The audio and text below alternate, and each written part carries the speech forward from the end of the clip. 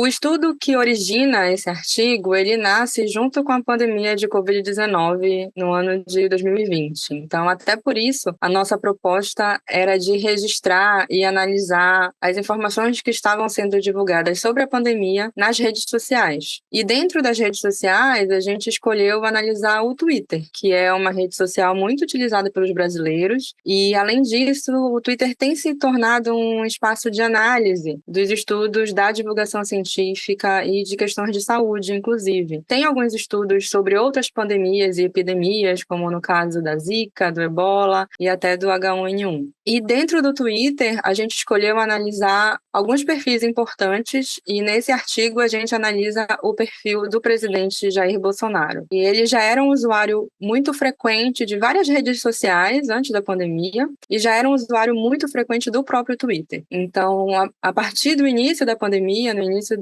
de 2020, o Twitter acaba se tornando uma espécie de porta-voz do presidente e do governo dele com os brasileiros, de uma forma geral. Então, no perfil dele, foi possível a gente registrar e analisar essas informações que ele divulgou sobre a pandemia. Então, foi possível a gente perceber também qual era a ideia que ele tinha sobre a doença, sobre a gravidade da doença e sobre todo o alastramento da pandemia e da doença aqui no Brasil. Então, a partir disso, a gente se propôs a analisar esses materiais divulgados pelo presidente para a gente entender um pouco e registrar também como foi esse processo inicial da pandemia no Brasil. O objetivo principal desse artigo era analisar como o Bolsonaro ele se pronunciou no perfil dele no Twitter sobre a pandemia de Covid-19 nos meses de março e novembro de 2020.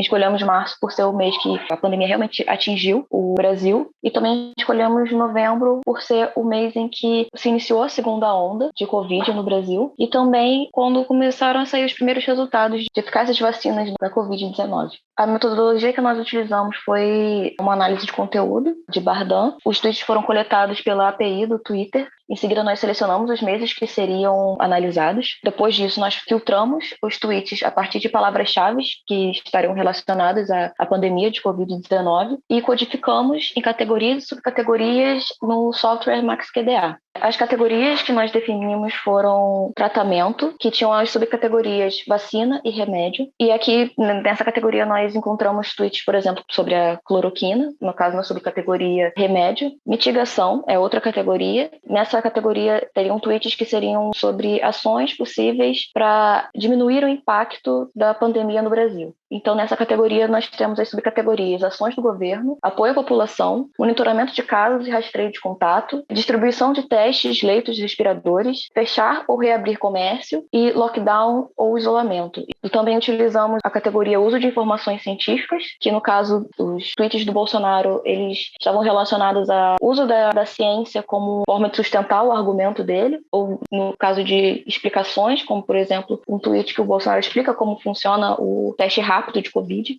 E a última categoria é prevenção. Serão tweets que o presidente recomendaria ações de prevenção contra a Covid. E, nesse caso, o exemplo que temos é ele recomendar lavar as mãos. E aí, depois de o corpo já estar trabalhado, nós fizemos uma análise qualitativa dos tweets. Os resultados que nós alcançamos foi de que os tweets do Bolsonaro, eles se enquadram em critérios de uma pseudociência e características do negacionismo científico. E 4 pontos definem esse negacionismo científico. Atitudes e posicionamentos relacionados a uma pseudociência que se apropria da autoridade cultural e epistêmica da ciência para apoiar crenças não científicas, temas inseridos em domínio científico, utilização de afirmações não confiáveis e uma doutrina que afirma ser uma fonte melhor do que a ciência sobre o assunto. E exemplos disso são Bolsonaro argumentar sobre outros possíveis usos da cloroquina e ele utiliza a ciência como forma de sustentar o argumento dele.